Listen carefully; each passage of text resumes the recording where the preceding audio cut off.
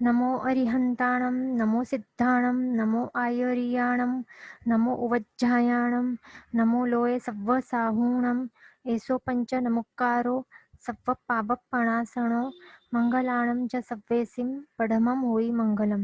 Third અને fourth ગાથામાં તો એ પણ બાદર પૃથ્વીકા જીવોના ભેદ જ છે. જે ફલીહ સ્ફટિક ફલીહ મણિરણ વિદ્યુમાં એ જે હતું તો એ પણ બે ગાથાઓમાં બાદર પૃથ્વીકા જીવોના ભેદ જ છે. અને આ જે છે તો એ પણ બીજી અપેક્ષાએ આવી રીતે પણ બાદર પૃથ્વીકા જીવોના ભેદ થાય છે. તો અહીંયા 7 નરક પૃથ્વીઓના નામ આવે છે 1 to 7 અને 8મી છે સિદ્ધશિલા. તો અહીંયા બધા રત્નપ્રભા પૃથ્વી, શર્કરા પ્રભા, વાલુકા પ્રભા, પંક પ્રભા, ધૂમ પ્રભા, તમ પ્રભા, તમસ્તમ પ્રભા અને સિદ્ધશિલા. બરાબર. તો આ 7 પહેલી 7 છે એ નરક પૃથ્વીઓ છે. અને એની જાડાઈ એટલે કે ઊંચાઈ પણ કહી શકાય કે હાઈટ એ પણ કહી શકાય. તો એ જાડાઈ આ છે વચ્ચેથી 1,80,000 યોજન આવી રીતે દરેકની અલગ અલગ ઊંચાઈઓ જાડાઈ છે. અને ડાયામીટર પણ અહીંયા જે આપને ટેબલમાં દેખાય છે એવી રીતે છે. કારણ ડાયામીટર શા માટે આપણે કહીએ છીએ? કારણ કે આ પૃથ્વી જો આપણે ટોપ વ્યૂથી જોઈએ તો આ બધી કેવી છે? અહીંયા આવી રીતે ગોલ છે. બરાબર. આપણે જે 14 લોકનું જે ચિત્ર આપણે ફોટો બુકમાં જોઈએ તો એ ફ્રન્ટ વ્યૂથી છે. એટલા માટે આપણે માત્ર એક લાઈન દેખાય છે, પણ આવી લાઈન કે આવું કંઈ નથી, પણ ટોપ વ્યૂથી આવી રીતે ગોલ છે. એટલા માટે અહીંયા ડાયામીટર આ વર્ડ અહીંયા બતાવેલું છે. અહીંયા ક્વેશ્ચન આવેલું છે કે સૂક્ષ્મ જીવો પાપ બાંધે. તો હા, પાપ તો એમનું બંધાય જ કરે, કારણ કે તેમનો અવિરતિનો ઉદય રહેલું હોય છે. તે અવિરતિમાં ઉદય રહેલું હોય છે એટલે કે તે કાંઈ પાપથી એ અટકાયેલા નથી. અવિરતિનું પાપ કેવું છે કે પાપથી કનેક્શન કાપાયેલું નથી, પાપથી વિરમ્યા નથી, એટલે કન્ટિન્યુઅસ એમનો પાપ તો લાગ્યા કરે છે. બરાબર. અને વળી જે સૂક્ષ્મ કે બાદર કોઈ પણ જીવો એમના શું હોય છે?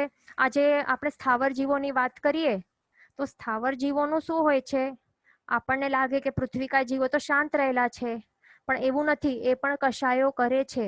એટલે એમનું અનંતાનુબંધી કશાયોનું ઉદય રહેલું હોય છે. એટલે કે એનું મિનિંગ શું થાય છે કે એમનું પણ એ લોકો પણ પાપ તો બંધાયા કરે છે. અને જેટલું સહન કરે એટલા એમનું અકામ નિર્જરા દ્વારા એ લોકો શું કરે? કર્મની નિર્જરા એકદમ હલકા હલકા પ્રમાણમાં એ કરતા કરતા આગળ એમની જીવનની જે વિકાસ યાત્રા છે તો તે બહુ સ્લો હોય છે. પણ તે જો સહન બધું એ કરે, કષ્ટોને સહન કરે, તો પછી એમની જીવન વિકાસ યાત્રા તે આગળ વધતી જાય છે. પછી આપણે એ પણ જોયું હતું કે પૃથ્વીકા જીવોના શરીર ભલે તે કઠણ પથ્થર જેવા લાગે છે આપણને, બરાબર, પણ છતાં તેમની અંદર આત્મા પ્રદેશો હોવાના કારણે તેમણે સ્પર્શ દ્વારા ઘણી જ વેદનાની અનુભૂતિ થાય છે.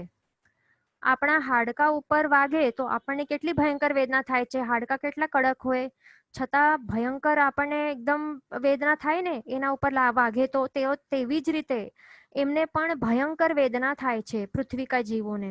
બરાબર. એટલે આપણને પૃથ્વીકા જીવોને પણ જીવ તરીકે જોવું જોઈએ. આ જીવ વિચાર ગ્રંથ શીખ્યા બાદ આપણી જોવાની નજરમાં પરિવર્તન આવવું જોઈએ. જ્યારે કોઈ પણ સચિત વસ્તુને આપણે જોઈએ તો તે શરીરધારી જીવો છે તે જ સ્વરૂપે આપણને દેખાવા જોઈએ. અને જ્યારે અચિત વસ્તુઓ દેખાય ત્યારે જીવોના શરીર રૂપી ક્લેવર દેખાવા જોઈએ. બરાબર. કારણ કે આ વિશ્વમાં આંખોથી કે ઇન્દ્રિયોથી માત્ર આ બે જ વસ્તુઓ તો દેખાય છે. બરાબર ને? ઇન્દ્રિયો વડે એ આ બે વસ્તુઓ જ અનુભવાય છે, સચિત અથવા તો અચિત વસ્તુઓ. અને બીજા તો બધા અરૂપી દ્રવ્યો છે તો એ તો દેખાતા નથી. એટલે વિશ્વમાં સચિત હોય અથવા તો અચિત વસ્તુ રહેલા હોય. બરાબર. એટલે આપણું જોવાનું જે દૃષ્ટિકોણ છે તો તે બદલવું જોઈએ. પછી આપણે એ પણ જોયું હતું કે આપણે એક લીલો આમળો જેટલી સચિત માટી લેશું તો માત્ર આટલામાં પૃથ્વીકા જીવો કેટલા હોય છે? જીવો એટલે કે આત્માઓ કેટલા હોય છે?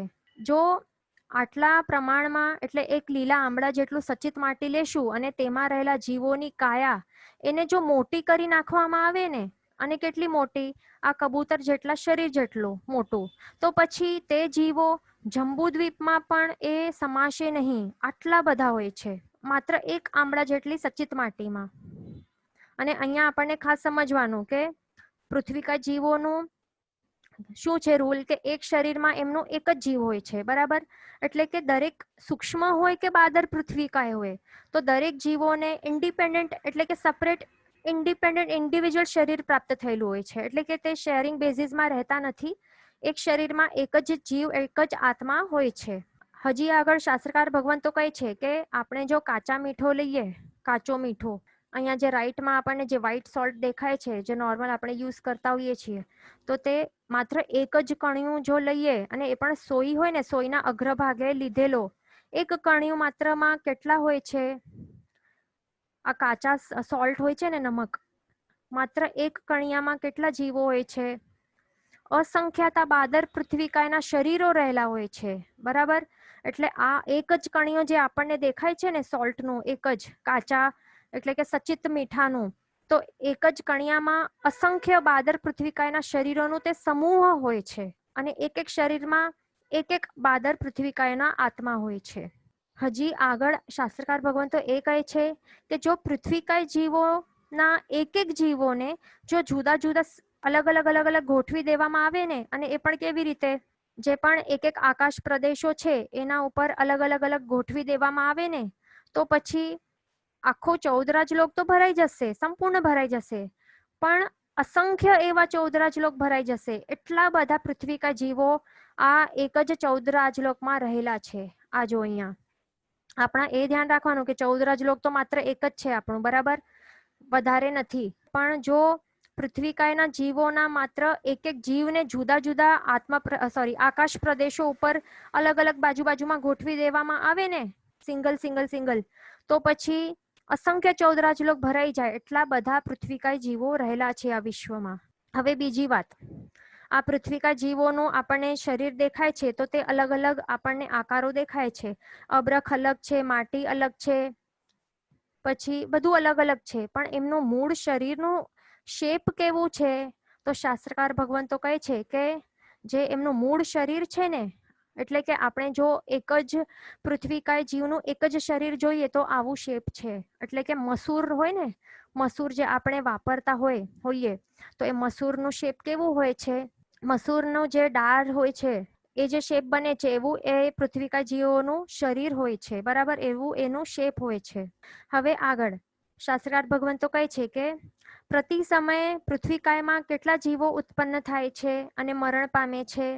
તો પ્રતિ સમયે અસંખ્ય લોકાકાશ પ્રદેશોની સંખ્યા પ્રમાણ અસંખ્ય પૃથ્વીકા જીવો ઉત્પન્ન થાય છે અને તેટલા જ જીવો મૃત્યુ પામે છે. એટલે કે જો ડેથ રેટ જો કહેવામાં આવે ને, બર્થ રેટ કે ઉત્પત્તિ રેટ એન્ડ ડેથ રેટ, તો એ એવી રીતે છે. પ્રતિ સમયે અસંખ્ય લોકાકાશ પ્રદેશોની સંખ્યા પ્રમાણ, એટલે કે આ લોકાકાશમાં કેટલા પ્રદેશો છે ટોટલ? 14 રાજલોકના લોકાકાશમાં અસંખ્ય લોકાકાશ છે, અસંખ્ય પ્રદેશો છે. તો એમની જેટલી સંખ્યા છે એટલા સંખ્યા પ્રમાણના અસંખ્ય પૃથ્વીકાય જીવો ઉત્પન્ન થાય છે, અને એ પણ પ્રતિ સમય એટલા જીવોનું મૃત્યુ થાય છે. અહીંયા ક્વેશ્ચન આવેલું છે કે લોકાકાશ શું છે? તો હવે 14 રાજલોક જે છે, બરાબર, તો 14 રાજલોકની અંદર જે પણ આકાશ પ્રદેશો રહેલા હોય છે તો તેને લોકાકાશ કહેવાય છે. લોકાકાશ એટલે શું? અહીંયા જે આપણને અહીંયા ફોટોમાં દેખાય છે 14 રાજલોક, તો એની અંદર જે પણ આકાશ પ્રદેશો રહેલા છે તો તે કેટલા છે ટોટલ? અસંખ્ય આકાશ પ્રદેશો રહેલા હોય છે. અને 14 રાજલોકની અંદર રહેલા આકાશને શું કહેવાય છે? આકાશ પ્રદેશોને લોકાકાશ કહેવાય છે. પણ આ 14 રાજલોકની બહાર રહેલા આકાશ પ્રદેશોને શું કહેવાય છે? અલોકાકાશ, બરાબર. અને બહાર કેટલા પ્રદેશો છે આકાશાસ્તિકાયના? અનંતા પ્રદેશો છે. અને 14 રાજલોકની અંદર કેટલા છે? અસંખ્ય આકાશ પ્રદેશો રહેલા છે, બરાબર. તો હવે આપણે એ જોવાના છે કે કેટલા સુધી ભૂમિ સચિત હોય અને કેટલી ભૂમિ અચિત હોય છે. તો હવે જે ભૂમિ અથવા તો રેતી ઉપર આપણે રહીએ છીએ, એટલે કે જ્યાં ખૂબ જ અવર જવર હોય ને, ખૂબ જ અવર જવર હોય, ઘણા લોકો રોજ પૂર્ણ દિવસ એમનો અવર જવર ચાલુ હોય અથવા તો વાહનો પણ ચાલતા હોય, તો એવી ભૂમિ એ 12 અંગુલ સુધી, 12 અંગુલથી 1 હાથ સુધી અચિત થઈ જાય છે. અચિત એટલે શું? કે એમાંથી જે પૃથ્વીકાય જીવોના જે જીવો હોય છે તો તે ચવી જાય છે એટલે તે મરણ પામે છે, એટલે કે એમના દ્રવ્ય પ્રાણોનો નાશ થાય છે, એટલે માત્ર એમનું શરીરરૂપી મળદા એ બાકી રહે છે. બરાબર. અને તે કેટલા સુધી? 12 અંગુલથી 1 હાથ સુધી, આ રેન્જ સુધી, એટલા સુધી ભૂમિ અચિત થઈ જાય છે અને એના નીચેની ભૂમિ એ સચિત હોય છે, એટલે કે ત્યાં જીવો રહેલા હોય છે એની નીચે. બરાબર. શરીરધારી જીવો રહેલા હોય છે. અને જ્યાં લોકોની અવર જવર ઓછી થતી હોય છે, બહુ ઓછી હોય, તો ત્યાં કેટલું હોય? 5 અંગુલ સુધી ભૂમિ અચિત હોય છે અને તેની નીચેની ભૂમિ તે સચિત હોય છે. એટલે અહીંયા રેન્જ કેટલું લેવાનું? જ્યાં અવર જવર બહુ ઓછી હોય તો ત્યાં 5 થી 12 અંગુલ સુધીનું રેન્જ, એટલા રેન્જ સુધી ભૂમિ અચિત થઈ જાય છે અને તેનાથી નીચે હજી આગળ નીચે જો ખોદવામાં આવે તો એની નીચે શું નીકળે?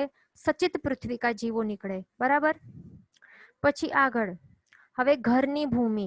અહીંયા ક્વેશ્ચન આવેલું છે કે અચિત એટલે શું? જેમાં ચિત્ત ન હોય, જેમાં ચેતના ન હોય. બરાબર. જે મળદો હોય, જેમાં ચેતના ન હોય, જ્ઞાનની શક્તિ ન હોય, જેની અંદર આત્મા ન હોય, ચેતનવંતો જે આત્મા છે તો તેની અંદર આત્મા જ રહેલો ન હોય તો તેને શું કહેવાય? અચિત્ત કહેવાય. પણ સચિત્ત એટલે કે ચિત્ત સહિતનું, એટલે જેની અંદર, જે શરીરની અંદર આત્મા રહેલો હોય, જે ચેતનવંતું હોય, જેમાં લાઈફ એટલે કાંઈ લાઈફ જેવું દેખાતું હોય, જીવપણાની પ્રતીતિ થતી હોય, તો તેને શું કહેવાય છે? તેને સચિત્ત કહેવાય છે. આ ડિફરન્સ છે. બરાબર. હવે એ વોટ ઇઝ અંગુલ એવું ક્વેશ્ચન આવેલું છે તો આપણે અહીંયા ડ્રો કરીને બતાવશું. આપણો જે, નહીં તો આપ પોતાના હાથમાં જોઈ લો, જે આપને ફર્સ્ટ ફિંગર છે, આ હાથ છે, તો આ હાથની જે તર્જની ફિંગર છે તો એ ફિંગરની જે એક જ ફિંગર લેવાની, એ પણ તર્જની, એની જે જાડાઈ છે તો એ 1 અંગુલ હોય છે. હવે આગળ અહીંયા ક્વેશ્ચન છે કે ક્યાં સુધી અચિત્ત રહે? તો અવર જવર ચાલતી રહેતી હોય છે. બરાબર. ત્યાં તો ત્યાં એ અચિત જ રહે છે. પછી આગળ ઘરની ભૂમિ હોય, એટલે કે જે ગામડામાં રહેતા હોય ને તો એ સિંગલ ઘરોમાં જે બેઠા મકાનો હોય, એટલે કે જમીન ઉપર જ જે બનાવેલા નાનકડા ઘરોમાં જે રહેતા હોય છે તો ત્યાં ઉઠવા બેસવા વગેરે પ્રવૃત્તિ એ કરતા હોય છે. એના કારણે 10 અંગુલ સુધી ભૂમિ અચિત થઈ જાય છે અને પછી એના નીચે, એના પછીની નીચેની ભૂમિ તે સચિત હોય છે. એટલે 10 અંગુલ સુધી ભૂમિ એ અચિત હોય અને એના પછીની નીચેની ભૂમિ તે સચિત હોય છે.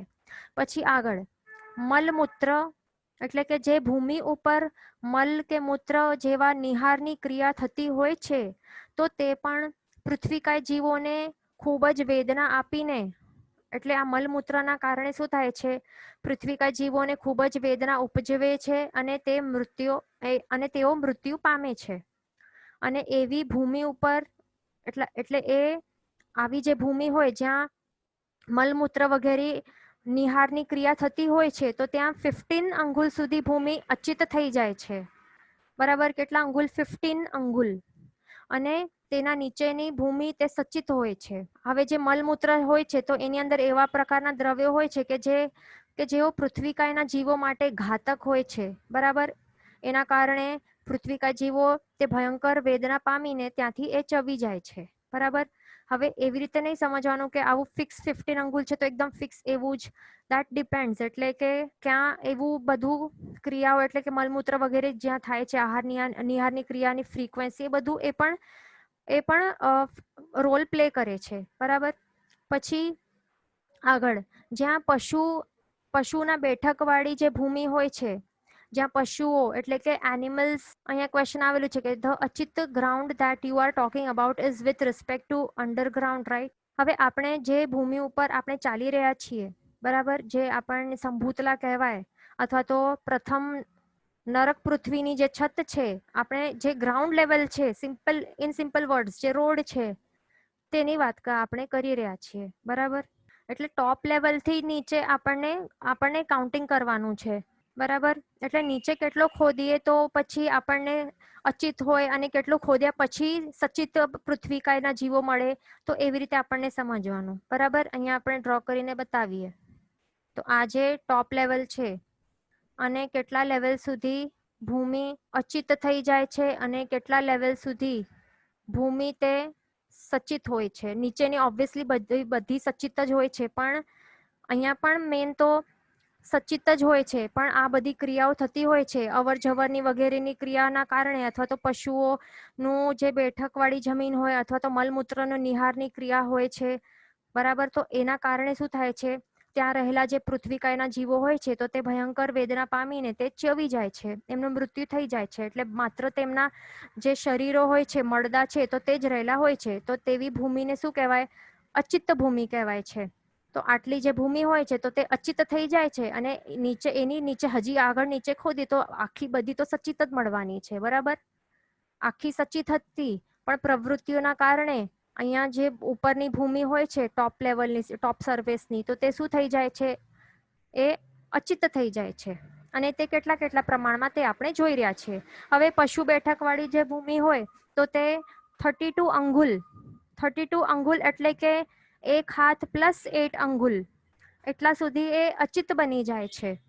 અને તેનાથી નીચેની ભૂમિ તે સચિત હોય છે, કારણ કે જ્યાં તેઓ સતત રહેતા હોય, કાયાની પ્રવૃત્તિ કરતા હોય છે પશુઓ, અને વળી મળમૂત્ર વગેરે પણ ત્યાં જ એ કરતા હોય છે, તો એવી જગ્યાઓમાં પૃથ્વીકા જીવો ચવી જાય છે, મૃત્યુ પામે છે, બરાબર.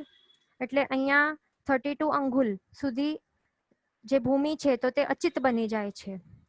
પછી આગળ ભાડ ભૂંજા કે ભડિયાળી જે ભૂમિ હોય છે તો એ આપણે ફોટો જોઈએ, એટલે કે જ્યાં દાળિયા ધાણી શેકવામાં આવતા હોય છે તો એવા ભાડ ભૂંજા અહીંયા જે આપણને ફોટોમાં દેખાય છે, આ શું છે? આ બધા ભાડ ભૂંજા છે, બરાબર. એટલે પૃથ્વીમાં લોકો ખાડો કરે અને એની અંદર તવો વગેરે રાખીને આગ લગાવીને એ આહાર શેકતા હોય છે.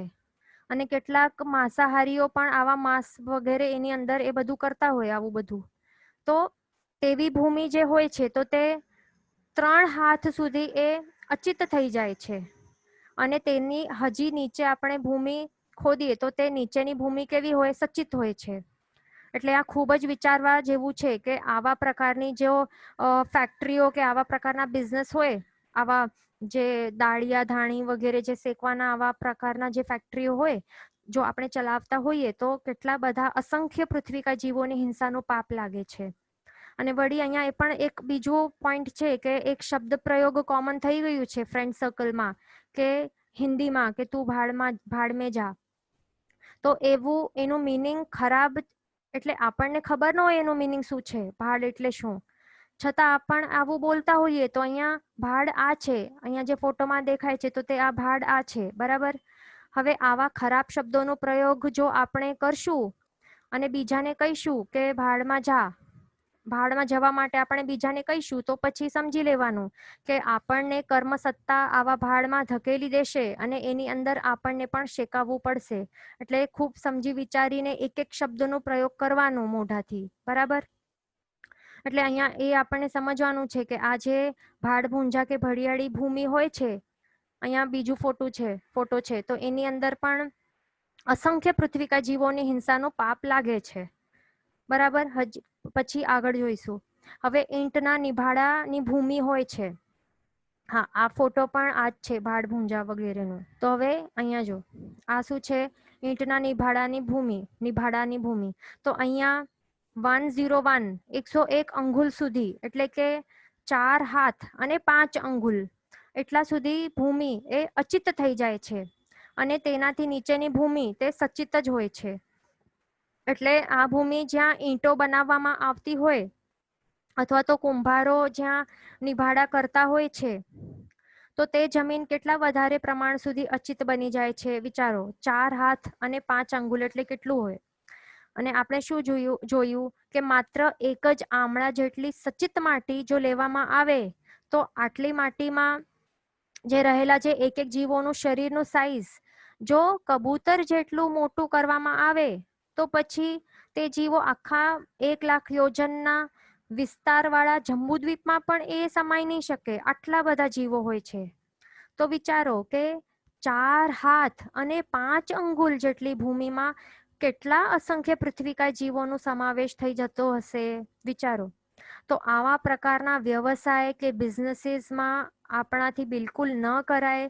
અને આવી જે કંપનીઓ હોય તો એમાં પણ ઇન્વેસ્ટમેન્ટ કે કરાય નહીં અથવા તો બીજાને સલાહ પણ નહીં અપાય. અને આ બધા જે હોય છે તો એમાં પણ આપણને અનુમોદના વગેરે નહીં કરાય. અહીંયા એક ક્વેશ્ચન આવેલું છે કે then in construction of house many પૃથ્વીકાય ના જીવની હિંસા થાય છે. હાજી, અવશ્ય થાય છે. હવે વિચારો, આપણને જેટલી લાંબુ ટાવર હોય, 20 માળનું ટાવર હોય, આટલું ઊંચું આપણને જો બાંધવાનું હોય તો જેટલું ઊંચું હોય ઉપર ગ્રાઉન્ડ લેવલથી એટલું જ નીચો ડેપ્થ એટલે એ ખોદવું પડે છે. તો વિચારો એમાં કેટલા અસંખ્ય પૃથ્વીકાય જીવોની હિંસા થાય છે. અને એમાં માત્ર પૃથ્વીકાય નહીં પણ બીજા પણ ત્રસ્ત જીવોની પણ હિંસા થાય છે. બેઇન્દ્રિય જીવો, તેઇન્દ્રિય, ચૌરિન્દ્રિય જીવો પણ હોય, ક્યારેક પંચેન્દ્રિય જીવો, સર્પ વગેરે પણ એમની પણ હત્યા થઈ જાય છે.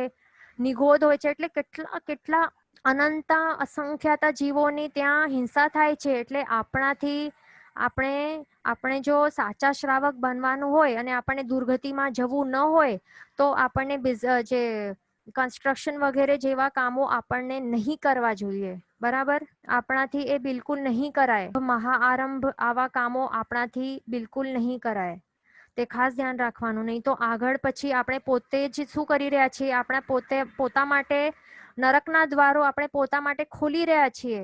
પછી ખેતીમાં પણ એ જ છે, સેમ લોજિક અપ્લાય થાય છે. ખેતી પણ આપણાથી નહીં કરાય. ખેતીમાં પણ કેટલા જીવોની હિંસા થાય છે. વિચારો, એમાં માત્ર પૃથ્વીકાય જીવો નહીં પણ બીજા પણ ત્રસ્ત જીવોની પણ હિંસા થાય છે. અહીંયા ક્વેશ્ચન આવેલું છે કે એક હાથ એટલે કેટલા અંગુલ? તો એક હાથ એટલે 24 અંગુલ. અહીંયા ક્વેશ્ચન છે કે ખેતી કરવી પાપ છે પણ જો કોઈ નહીં કરે તો ખાશે શું? તો હવે શું હોય, બધા અલગ અલગ જીવો આ વિશ્વમાં રહેલા હોય છે. કિસાન હોય, કોઈક સોલ્જર્સ હોય, એટલે બધાનું અલગ અલગ પોતાની ભૂમિકા પ્રમાણે એ કામ કરતા હોય. પણ આપણે શું છે, આપણે શ્રાવક છીએ, આપણે જૈન ધર્મ પ્રાપ્ત થયું છે, આપણે સમજણનું ભાવ મળ્યું છે. તો આપણે જ્યારે આ ખબર પડે તો આ બધું આપણને છોડવું જોઈએ.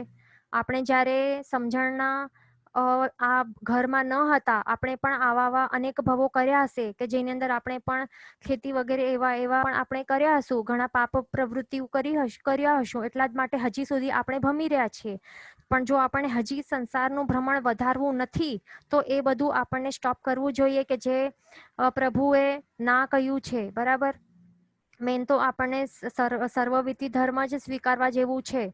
સંપૂર્ણ પાપથી વિરમવાનું છે. બરાબર, એટલે બધા જ જે અલગ અલગ મનુષ્યો હોય છે, બધાની અલગ અલગ ભૂમિકાઓ રહેલી હોય છે. તો જે લોકો એ કરતા હોય છે તો તે કરે, પણ આપણાથી નહીં કરાય. બરાબર, અહીંયા ક્વેશ્ચન છે કે નિભાડા મીન્સ એટલે કે ભઠ્ઠી. જ્યાં જો ફોટોમાં કેવી રીતે આગ લગાડેલી છે, આખો આગ લગાડવામાં આવે છે અને ત્યાં ઈંટો જે હોય છે તો ત્યાં બેક કરાય છે.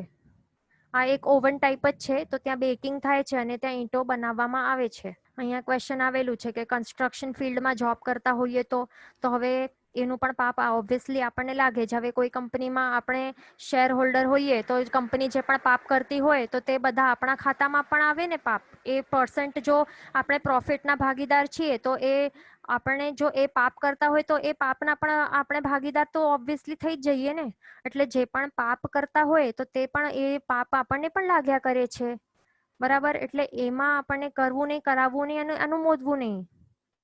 આપણને એઝ અ શ્રાવક આપણને બિઝનેસ પણ સમજી વિચારીને કરવા જોઈએ. પ્રભુની આજ્ઞા અનુસારે, એટલે એ ફોલો કરવા રૂપે જે બિઝનેસ એવા હોય કે જેમાં પાપ પ્રવૃત્તિઓ બહુ ઓછી, જે જીવોની બહુ જ ઓછી હિંસા થતી હોય તો એવા પ્રકારના બિઝનેસ આપણને ચૂઝ કરવા જોઈએ. બરાબર, જે 15 કર્માદાન છે તો તે ઓબ્વિયસલી ટોટલી આપણને અવોઇડ જ કરવા જોઈએ. એની અંદર આપણાથી કામ નહીં કરાય.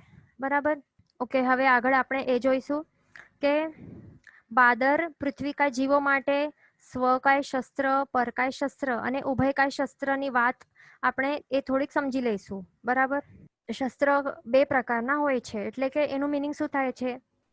શસ્ત્ર 2 પ્રકારે છે. એટલે શું કે પૃથ્વીકાય જીવોની હિંસા 2 પ્રકારે શક્ય છે, 2 પ્રકારે થઈ શકે છે. તો પહેલું છે દ્રવ્ય શસ્ત્ર અને બીજું છે ભાવ શસ્ત્ર વડે. પહેલું છે દ્રવ્ય શસ્ત્ર વડે પૃથ્વીકાય જીવોની હિંસા થઈ શકે છે અને બીજું છે ભાવ શસ્ત્ર વડે પૃથ્વીકાય જીવોની હિંસા થઈ શકે છે. તો હવે દ્રવ્ય શસ્ત્ર એટલે શું? દ્રવ્ય એટલે સિમ્પલ પૂતગલ. બરાબર. એટલે પૂતગલ દ્રવ્ય દ્વારા જીવોની હિંસા જેના દ્વારા થાય તેને દ્રવ્ય શસ્ત્ર કહેવાય છે. બરાબર. દ્રવ્ય શસ્ત્ર એટલે શું? રિપીટ. દ્રવ્ય શસ્ત્ર એટલે કે પૂતગલ એટલે કે દ્રવ્ય દ્વારા જીવોની હિંસા જેના દ્વારા થાય છે, જે પણ દ્રવ્યો દ્વારા થાય છે, તો તેને દ્રવ્ય શસ્ત્ર કહેવાય છે. અને એના દ્વારા પૃથ્વીકાય જીવોના દ્રવ્ય પ્રાણોનો નાશ થઈ શકે છે. અને દ્રવ્ય પ્રાણ શું છે? 5 ઇન્દ્રિય, 3 બલ, શ્વાસોશ્વાસ અને આયુષ્ય. એટલે દ્રવ્ય શસ્ત્ર દ્વારા પૃથ્વીકાય જીવોના દ્રવ્ય પ્રાણોનો નાશ થઈ શકે છે. તો આવું દ્રવ્યથી ઘાત કરવું તે પૃથ્વીકાય જીવોના કયા ભેદમાં શક્ય છે? સૂક્ષ્મ કે બાદર પૃથ્વીકાય જીવોના? તો તે છે માત્ર બાદર પૃથ્વીકાય જીવોનું. બરાબર. તે આપણે પહેલા જ સમજી લીધું છે.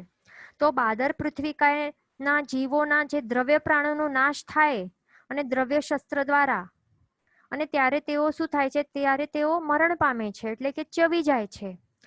ભયંકર વેદના એ સહન કર્યા બાદ એમનું મૃત્યુ થઈ જાય છે. અને શરીરમાંથી આત્મા નીકળી જતા તે સચિતમાંથી અચિત શરીર બની જાય છે. અને પછી માત્ર તે જીવોના પૂતગલ રૂપી શરીરો જ બાકી રહી જાય છે. તો હવે આપણે જોઈએ કે કયા કયા દ્રવ્ય શસ્ત્રોથી પૃથ્વીકાય જીવોની હિંસા થઈ શકે છે.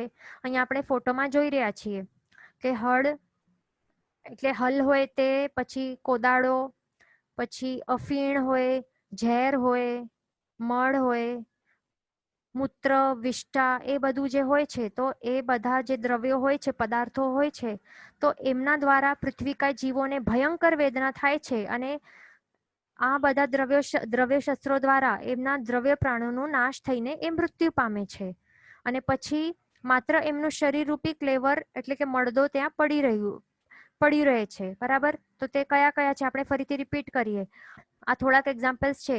હળ, કોદાળો, પછી અહીંયા જે આપણને ટ્રેક્ટર દેખાય છે તે, પછી અફીણ, ઝેર, મળ, વિષ્ટા, મૂત્ર, આ બધા શું છે? દ્રવ્ય શસ્ત્રો છે પૃથ્વીકાય જીવો માટે.